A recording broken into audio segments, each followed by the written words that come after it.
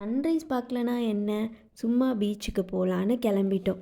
கன்னியாகுமரி பீச்னாலே Thiruvalluvar statue, sunrise and sunset, அங்கே இருக்கிற குட்டி குட்டி ஷாப்ஸ், அந்த கடல் அலை பார்த்துட்டே ஒரு சூடான பஜ்ஜி, அப்புறம் இப்போ லேட்டஸ்ட்டாக கிளாஸ் பிரிட்ஜ். இந்த பிஸியான லைஃப்பில் ஒரு 5 மினிட்ஸ் சைலண்ட்டாக இருந்து கடல் அலை சத்தம் மட்டும் கேட்டாலே நல்லா இருக்கும்ல. பட் இப்போ ஃபுல்லாக கன்ஸ்ட்ரக்ட் பண்ணி பீச்சில் சேர்ஸ்லாம் போட்டு வச்சுருக்காங்க.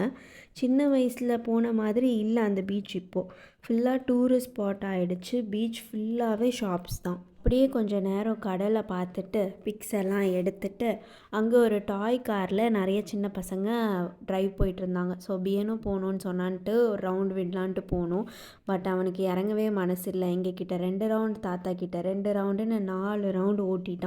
டீ எல்லாம் குடித்து பஜ்ஜி சாப்பிட்டு எல்லோரும் ஐஸ்கிரீம் சாப்பிட்டாங்க. ஸோ பியனை நாங்கள் எப்படியாச்சும் ஏமாற்றணும்னு சொல்லிவிட்டு அங்கேருந்து ஒரு பார்க்குக்குள்ளே போனோம். அங்கே ஒரு ஃபவுண்டைன் இருந்துச்சு. அதில் பியன் அவனோட டாயை தூக்கி வீசிட்டான். அவ்வளோதான், அப்படியே எங்களோட டே வந்து முடிஞ்சிடுச்சு.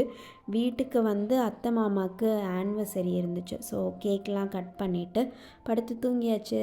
டடா, பபாய்.